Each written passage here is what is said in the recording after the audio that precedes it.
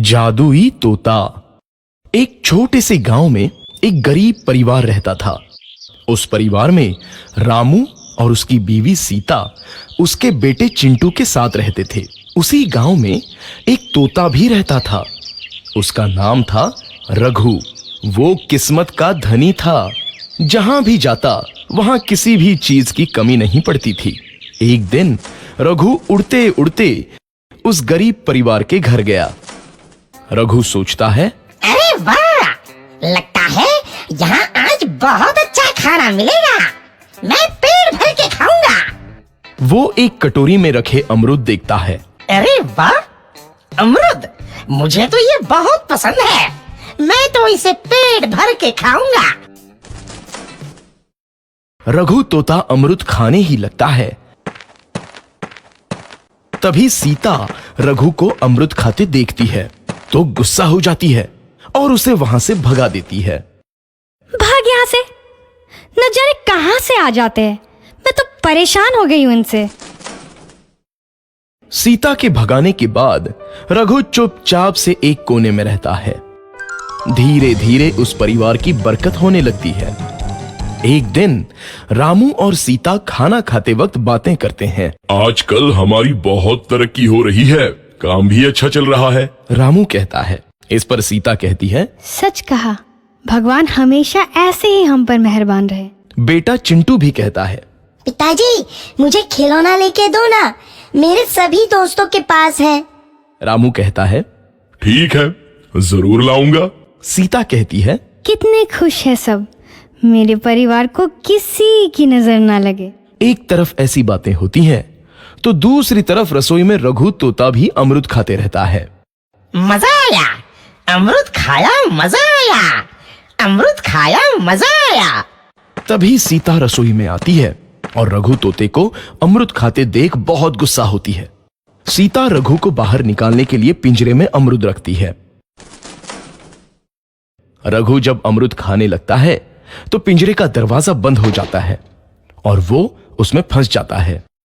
मुझे बाहर निकालो, मैं यहाँ फंस गया हूँ, मुझे बचाओ। अगले दिन सीता पिंजरा उठाकर बाहर दूर उस रघु को छोड़ देती है। रघु के जाते ही उनके घर आई बरकत धीरे धीरे कम हो जाती है। उन्हें बहुत घाटा होता है। सीता कहती है, ये क्या हो रहा है, अचानक इतना कैसे बदल गया? अभी तक तो सब कुछ अच्छा चल रहा था। रामू कहता है, लगता है भगवान हम पर रूठ गए हैं। चिंटू भी कहता है, लगता है अब मुझे खिलौने भी नहीं मिलेंगे। और वो रोने लगता है और बाहर चला जाता है। कुछ दिन बाद रघु तोता फिर से उस घर में आता है। वापस आया, मैं वापस आया, अब मैं जमकर अमरूद खाऊंगा। रघु सीधा रसोई घर में चला जाता है और अमरूद खाने लगता है। कुछ देर बाद सीता रसोई में आती है और रघु को देख कहती है, एक तो घर में पहले से इतनी दिक्कत चल रही है और ऊपर से ये तोता मुझे और परेशान कर रहा है। सीता रघु को वहां से भगा देती है। रघु उड़कर किसी कोने में छुप जाता है। कुछ दिन बाद धीरे धीरे उस घर की बरकत वापस आने लगती है। काम भी अच्छे से चलने लगता है।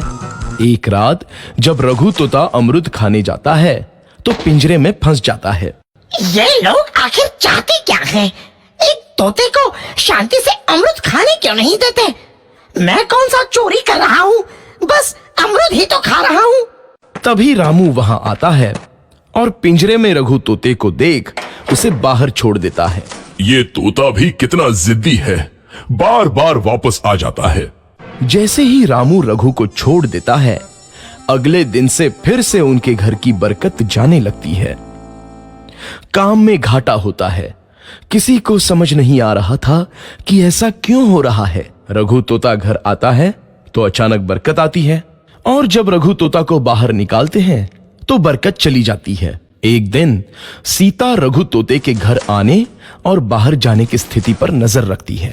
ये तोता जब भी घर आता है तो घर में बरकत आती है और जैसे ही ये घर से बाहर जाता है तो उसी के साथ बरकत भी चली जाती है। कहीं ये जादुई तोता तो नहीं है? अगली बार जब ये तोता घर आएगा तो मैं इसे कहीं नहीं जाने दूंगी।